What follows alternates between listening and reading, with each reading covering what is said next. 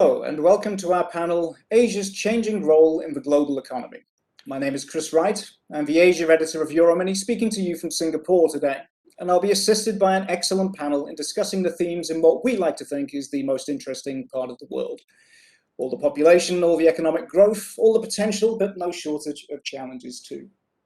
Now, time is short today, so I'm going to jump straight in, but briefly introduce my panel, whose full bios will be available to you amid the other conference materials online. But just quickly, they are: Sheldon Chan is Fixed Income Portfolio Manager for T. Rowe Price. Jason Mortimer is Head of Sustainable Investment for Fixed Income and Senior Portfolio Manager for Nomura Asset Management.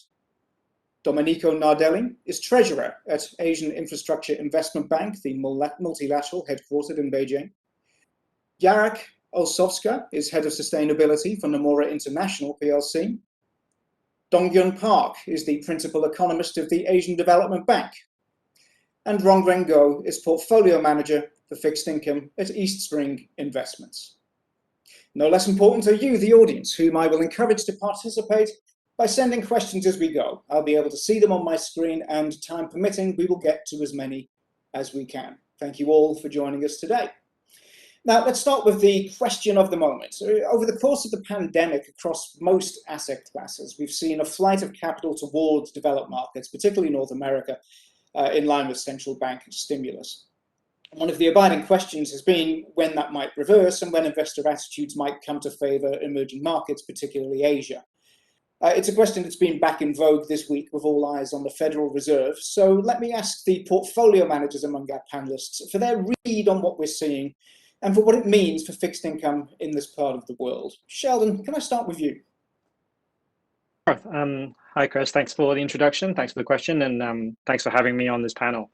So, I think just to kick off, I think the attitude towards Asia still has been pretty constructive. Certainly year to date, if you look at the flow picture in EM bond funds, it's been positive. And I think Asia still has been grabbing a large share of that flow, both in hard currency and in local currency markets.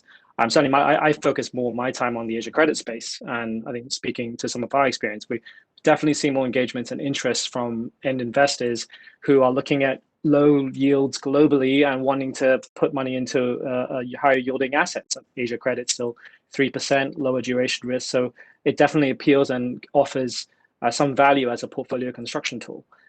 So you mentioned sort of obviously the Fed and what's been going on over the past week. I think the main thing that's probably changed is we've probably had the Fed sort of earlier saying this view where they felt inflation, at least for the second quarter, to be definitely transitory. And the message maybe suggests they're a little bit less certain about that, which tips us a bit more into data-dependent mode. Whilst that doesn't necessarily mean the reflation trade is entirely over, investors now probably do need to forecast more what growth and inflation are going to look like, despite having a lot of uncertainties on the current data that's available. So I do expect there may be a little bit more volatility to come. Now, against that, I still feel pretty constructive about Asia as an asset class, Asia credit as an asset class, and I'll offer a couple of observations here. The first is from a fundamental perspective. Still very much seeing this perception of Asia as being the higher quality part of the EM fixed income universe. I think that still rings true. And I think the key message and the key word is resilience. A lot of the countries within our opportunity set are very well anchored. Strong fiscal sustainability, balance of payments are pretty comfortable. And particularly in the face of tapering fears, I think you talk about some of the economies that were under pressure back in 2013. A lot of those current account balances are looking better. They've been able to shore up FX reserves. So I do think in a taper scenario, they'll be able to weather the storm much better than they might have done back then. And the second observation is more of a market trend. I think that's one that's maybe a little bit more durable than just the things that we've seen over the past few months. And the message here is that structurally, I do think there's a very compelling case on long-term risk-adjusted returns for Asia credit as an asset class. And I think this is specifically so in the investment grade part of our space. And we did a study where you look at Asia investment grade spreads over the last 15 years, and particularly looking at periods when there's spread widening, so global market volatility and everything selling off. And typically in those periods, you actually find Asia investment grade does a similar thing, in some cases better than what you get in developed market investment grade.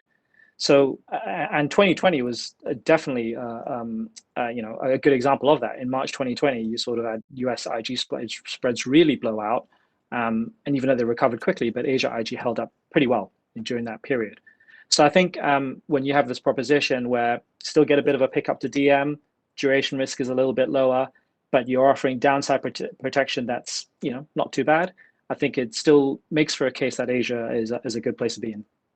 Okay, a constructive view to start us off. Rong Ren, maybe I can turn to you. Do you agree with what you've heard? Largely agree with what Sheldon had mentioned earlier. I'll just add that there have been some differences 6 months ago and 6 months on, beyond just this Fed tapering narrative. I think 6 months ago, there was a consensus view. EM Asia had pretty good COVID control, pretty good COVID management, which was relatively better than the rest of the world. 6 months on, there seems to be this prevailing view that EM Asia might be lagging developed markets in vaccine rollout, and this could actually impede the economic normalization in this part of the world, as economies cannot reopen as fast as they would like to. But there appears to be some improvement recently. EM Asia economies are securing their vaccine supplies, and some of them are actually producing their own vaccines, and they are starting their vaccination programs in earnest. Two largest economies, China and India, they are actually vaccinating at unprecedented pace at the moment. So arising from this, I'm fairly positive that we are still on track in Asia to actually grow pretty constructively towards the end of this year and reopen the economies by the early next year. So I think this bodes well for the underlying asset markets as well. Yeah, it's an important point you raise. I think much of our audiences in Europe may not be familiar with what's been happening with Asia. We initially appeared to come through COVID in very good shape before we suffered rather late in the piece. Markets like Taiwan and Vietnam, which appear to have gone through unscathed, had rather late bursts, which are still being dealt with today, as of course is India. So does that create an uncertain backdrop for debt? Jason, maybe I could turn to you here. Do we have a level of uncertainty surrounding in Asia, which then has an impact on the behavior of fixed income markets here? Thanks very much, Chris. I mean, from a Japanese investor perspective, I think that certainly I would agree with the comments made before.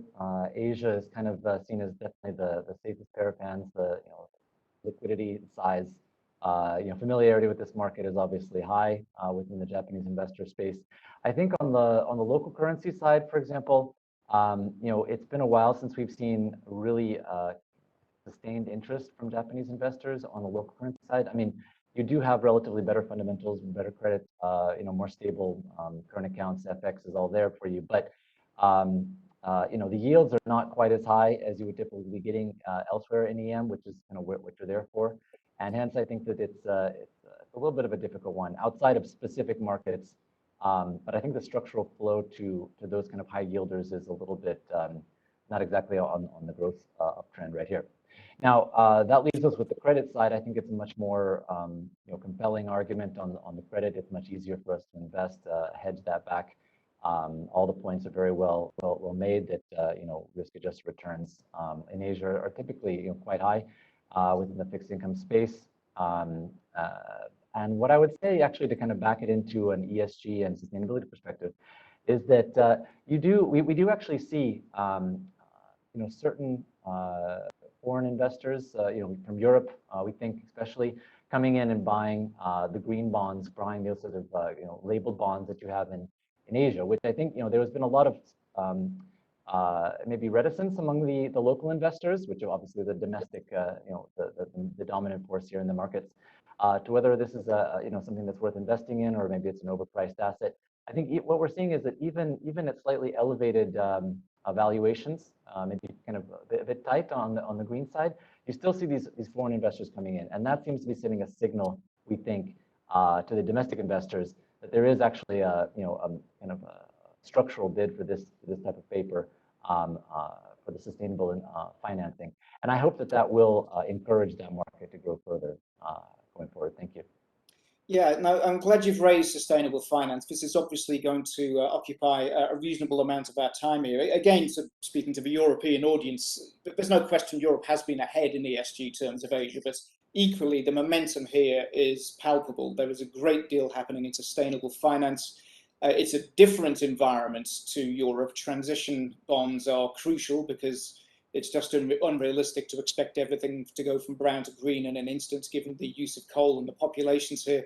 But there's a lot to digest, and I might start with the multilaterals here. Now, Domenico, I'm glad to have you on the panel. You, of course, have recently launched at AIIB a climate change investment framework, and also put some investable forms together of that alongside Amundi, I believe. So maybe you could speak to this, the work that's being done in ESG, in fixed income terms in the region, and what you at AIIB have been trying to do with your climate change framework. Chris, thank you. From AIIB side, we have been looking at this from both sides of the balance sheet, actually, both from the asset side and the liability side. You mentioned the partnership that we entered into with Amundi, so on the investment side, on the asset side. So I will talk to that first. That really stems from the realization that in this market we need a little bit of a more structured approach, and so that's what we try to build. We try to come up with the kind of concept that we wanted to develop to facilitate investment in this type of assets. And the concept that we try to push forward is that, yes, we do agree, we do know that there has been a lot of developments in the market as it comes, for example, to green bonds.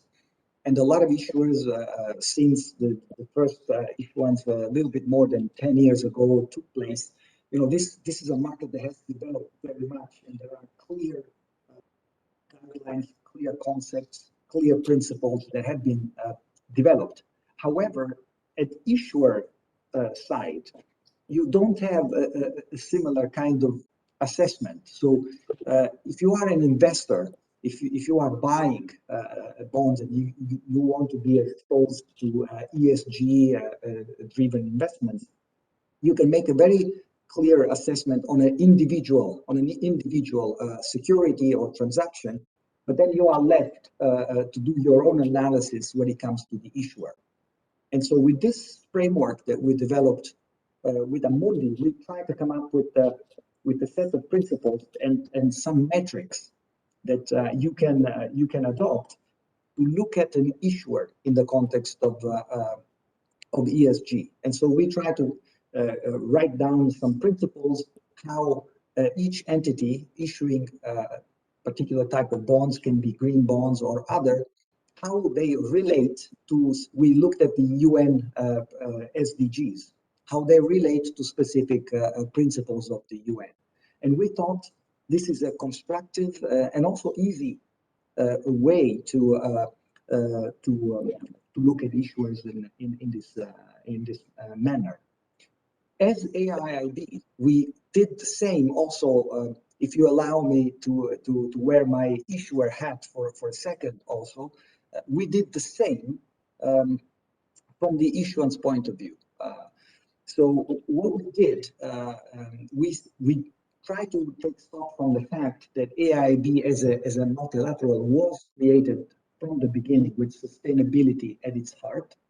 And so it started and it's commenced its operation with a very, very strong focus on sustainability. So we said, maybe from the issuance point of view, for us, there is a point to place AIIB as an issuer, as a sustainable issuer.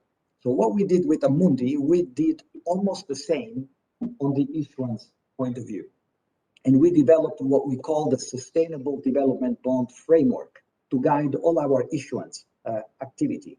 So we basically took all the principles, all the policies in the ESG space, our environmental and social framework, and all the policies that guide our activities, and we put them in a kind of a framework that we are using to market the bank to our investor base. And so the basic message is you have to look at AIIB as an issuer, and all of our bonds are issued under the umbrella of this framework. So that's the kind of approach we've taken as a multilateral. Right, thank you. Well, of course, we have another multilateral on the panel too. So let me turn to Donghyun now. Now, the ADB has been talking about ESG effectively since well before I ever remember even hearing the term ESG. For as long as I've reported on you, 20 odd years, has been a great sustainable imperative at the ADB. So I'm very interested in your views, Donghyun, and about the progress you feel that's being made in ESG, particularly in the fixed income arena, the sustainable finance arena, and how much more needs to be done. What would you observe? You're on mute, Donghyun. Sorry, yeah. Got you now. Let me just begin by saying there's really been a tremendous amount of progress, right, in terms of green bonds, but we are still a little bit lagging behind in the social bonds and the sustainability bonds.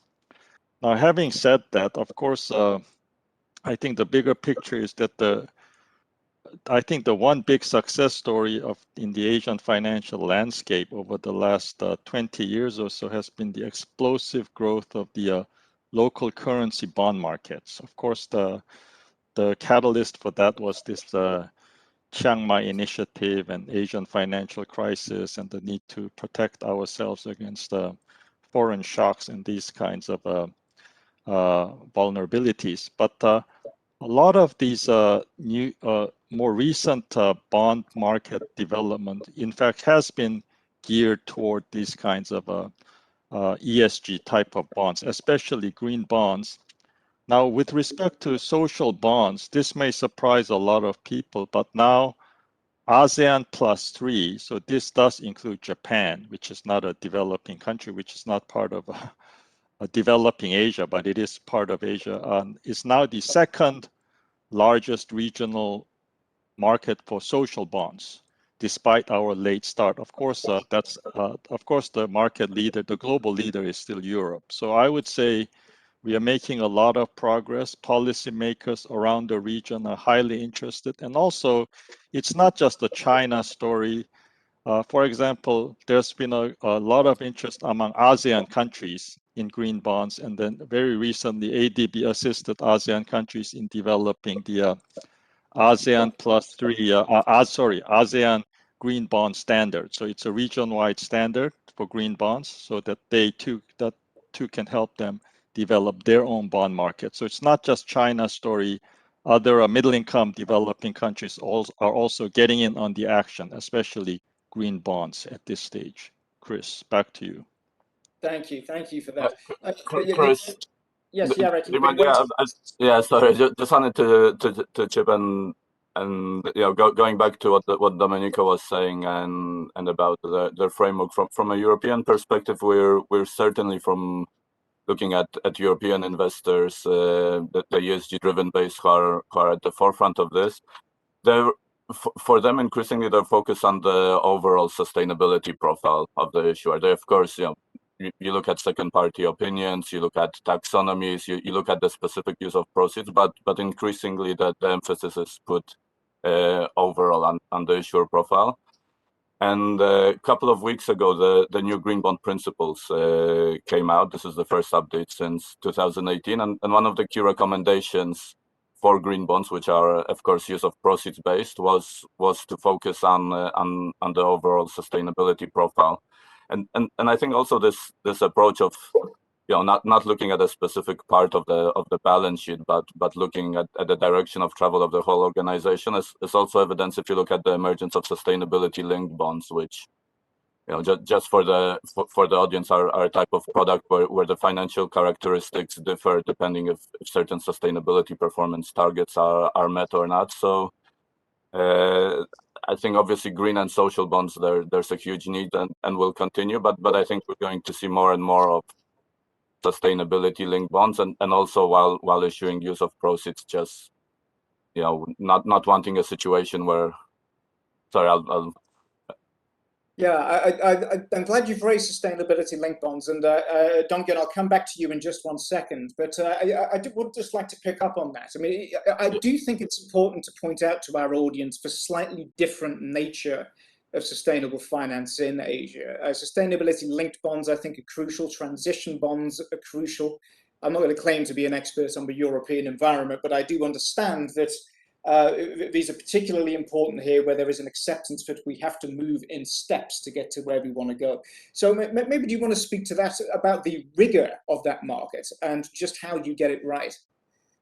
Yeah, I would just say that for Asia, it's you know, with if you look at the makeup of economies of many of the Asian countries, there's you know, the hard to abate sectors, the heavy polluting that makes a high percentage of GDP, and you know, it's also, I think, a pragmatic recognition that there's just simply, we're not going to get to Paris agreement goals by just financing photovoltaic or solar or wind. If we did all the green bonds in the world, it's simply that's not how we're going to achieve the biggest delta. So I think and also another, I would say, differential for me, and I know both AIIB and ATB are very big on this, is apart from climate mitigation, is on climate adaptation. So climate resilience, looking at climate resilient infrastructure. You know, if you look at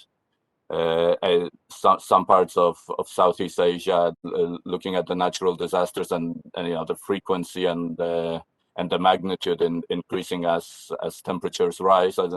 I think also this would be a very, very big strand, apart from trying to reduce CO2 emissions, is how to build in a more resilient manner. And I'll defer to my co-panelist on this point. Yes, well, Donghyun, I think you wanted to come in there. Yeah, just a couple of points here. One is global as well as regional Asia. It's that although social bonds are still much smaller than green bonds, during the since COVID broke out, it grew significantly faster than the green bond market, both globally and in Asia.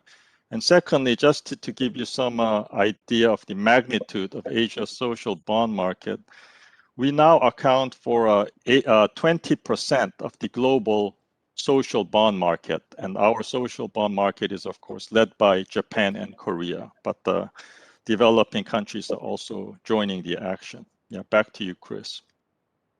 Well, since you've raised that, I might ask our portfolio managers. It's certainly from my point of view, looking at it from this sort of 20,000 feet view, it looks great that we have all of these different types of securities, COVID-related, social-related, sustainability-linked. But from your point of view as portfolio managers, do you want to hold these things? What do you want to see in these securities in order for them to be attractive to you? Sheldon, do you maybe want to take that first? Yeah, sure.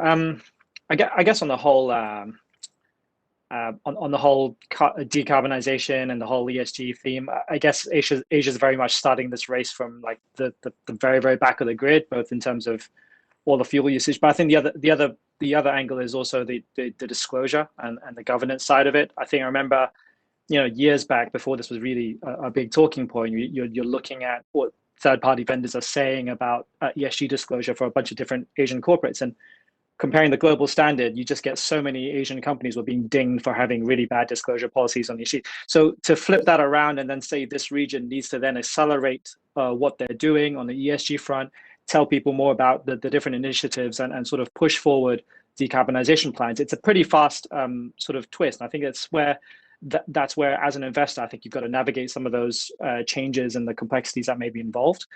From the structure perspective, I think one observation that I make, I believe certainly in Asia, the majority of investors actually buying a lot of these green or ESG labeled bond structures aren't actually dedicated ESG bond mandates. So I was talking to like an I was talking to an issuer last week about a recent deal they did. I think they had polled their syndicate desks and they got to this estimate about 10% of that deal was actually going into ESG bond funds. And so if in that type of scenario, you may have this case where some of the investors, that they're not buying these deals because of a non-financial objective, then may be a bit more forgiving if the structure is loose or if it's not as tight as it should be. So I think from an investor standpoint, so sort of repeating, sort of definitely echoing what some of the earlier panelists were saying as well, you want to be sort of have a good analysis framework on the structure. Make sure that this refinancing exercise is tied into the issuer's ESG profile. Is it a credible fundraising exercise? And that sort of boils back down to really doing the integrating ESG factors and the overall credit and company analysis of these issuers. Right. Rong, what are you looking for in a green or a sustainable linked bond? What do you want to see as an investor? Okay, I guess a lot of our requirements are driven by our asset owners. So, for example, Eastspring, we are actually linked to our life partners, and they do have certain sustainability targets, like, for example, related to carbon emission reductions in their portfolios. So, from our end, we have to make a concerted effort to actually perform the proportional decarbonization of our investment portfolios as well. And this, of course, can be achieved, right, by actually investing in all these related ESG products, which would include green-related bonds as well as sustainability-related bonds. But that being said, I also have to add that Asian-based investors, including our life partners, are very pragmatic investors. So they want us to invest, right, only to the extent that this risk that we flag out in the process of ESG evaluation are deemed sufficiently material, as well as not compromising on their core investment objectives. So we do have to do good, but we still have to deliver on performance. So I guess this is something that is particularly important amongst Asian investors. Right. So your underlying investors, it's not charity. They want it to work on every small investment metric, right? Yeah, I get that. Okay. Now, Jason, you got us started on this particular topic by introducing the subject of ESG. I just wonder, given what you've heard and what we've heard about both from the multilaterals and the portfolio managers, anything that strikes you want to follow up on there? Sure. Well, actually, there's a lot of interesting threads here. I mean, first of all, full disclosure, I recently collaborated with the ADB. We here at Nomura Asset Management, we printed a two-part report on social bonds market in Asia. That's available on the Asia Development Bank website. We looked at both at from as a primer, as well as we looked at quantitative analysis of the impact and the types of projects that are being funded by these types of bonds, not just in Asia but also around the world. And as Dr. Park mentioned, actually Asia, primarily Korea and Japan, actually are now the 2 and 3rd largest issuers of social bonds on a national basis, consecutively. So it does seem to work in this region. I mean, there's a lot of official, agency type issuers that are very active, that are very large issuers that have, I mean, essentially their entire their mandate is basically a social one. So there's a lot of potential, I think, for social bond issuance here. And what's interesting is that, it really gives you a nice diversification together with the green. We can see that there's a lot of different types of projects that can be targeted with social and sustainability linked and sustainability bonds. So from an investor perspective, where you're not necessarily always dealing with 100% green or 100% social types of mandates, which frankly is not really a core focus for us. It is actually making it a lot easier to put together portfolios that are attractive from a risk-adjusted return from spread perspective, but that also that we can say this is actually quantitatively speaking, this percentage of the portfolio is funding health projects, or this percentage is funding electrification and clean energy. And I think that kind of makes it a little bit more real and more interesting on our space, especially given the level of yield and spreads within the fixed income market today. So that is, I think, kind of an interesting take. And certainly, it's not charity. We are looking at this from a very dollars and cents perspective. But I think we've always looked at green issuance and these sort of labels, as actually a mark of potential credit uplift. If the issuance is being used to address sustainable challenges, faced by that issuer, or even from a macro perspective, for that matter, we can actually see how these can, down the line, improve the credit, and the end investors can actually benefit that. But certainly the environment and societal goals as well. So I think I'll leave it at that, but it's a very interesting area, I think, in Asia. If I could just chip in, because from sitting in Europe, I really struggle with this concept that is this charity, especially that the greenium or covidium in case of pandemic bonds is is much less acute in Asia, and that's directly correlated to the fact that you don't have necessarily this huge incremental demand of dedicated bond funds or dedicated strategies. So if anything, we should be here in Europe talking about whether this is charity that you're giving 5 bips of greenium or not, and the market certainly is past that stage. And so I do find it surprising because it does, if there is a pricing benefit, it's not gigantic, and also when we were looking at market sell-offs, and for example at the beginning of lockdowns in Europe in March, April, we were seeing these bonds hold value much better. So they were an instrument. Going to the beginning of this panel, we were talking about downside protection. It is another way of or a vehicle. When we've been seeing portfolio managers being forced to divest a given name, that they tended to hang on to their green or social due to the scarcity value. So it's my pet hate hearing this. We shouldn't buy because it's charity. Because I think it is a slightly different instrument with additional transparency. Yeah. I mean, maybe I was being a little sort of confrontational by raising the term. I think perhaps we're past it in Asia anyway. When we saw Alibaba get cheaper pricing on the sustainable tranche of its 20-year debt than it got on its general 10, then perhaps that proved the point where we finally reached a point where there isn't actually any idea of a cost premium for green anymore. But it's a point well made. Now, Jason, I saw you were keen to... really quick. Yeah, I mean, again, this idea that green bonds, social bonds are some sort of charity raffle. I mean, actually, again, full disclosure, I've published research with the ADB. We looked at green bonds in times of market stress, how they performed, accounting for pretty much every other factor that you could possibly have. In euro and dollar markets, we found that, even back in 2018, very much evident that they outperformed during times of market stress. They hold in their value. We saw that again in the beginning of COVID. So, and you have much less of the supply and demand imbalance here in Asia to worry about. So it's really not that big of a deal. I'll leave it at that. No, sure. Now, I love ESG as a topic, but we have limited time, so I'll move on just a touch. One thing that was raised before was local currency, and I'd just like to spend a moment on this and like to hear from both of the multilaterals again. I know, Donghyun, I think you're one of the founders of the Asia Bond Monitor publication at the ADB, which has sort of chronicled the growth of these markets, and it's long been argued that the growth of local currency debt is essential, particularly on the infrastructure development side. That's all great, of course, people need to want to buy it. Do you want to speak a little, Donghyun, and then I'll also ask Domenico for your view on the progress that is being made in local currency and what's stopping it from growing to the size that we need it to be in Asia? Thanks, Chris.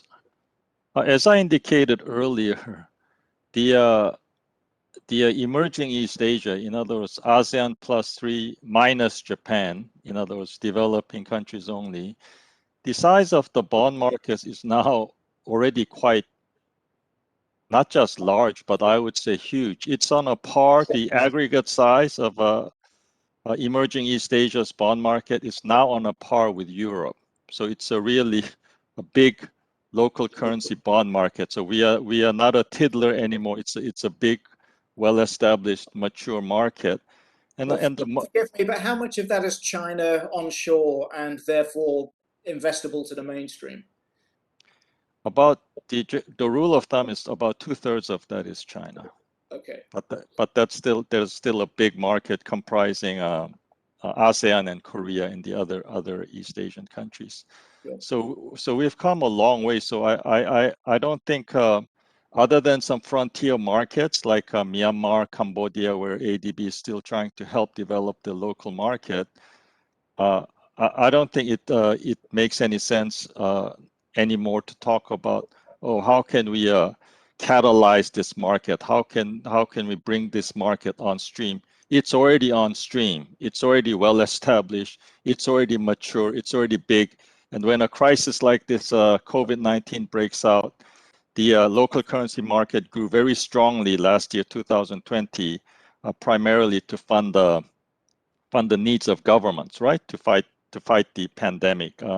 Indonesia, for example, issued something known as pandemic bonds to fund expenditures and investments related to the COVID-19. So it's a mature and well-functioning market. Of course, there's more work to be done, especially in terms of developing the corporate bond market, corporate bond side, because relative to the sovereign local currency bond market, it's still lagging.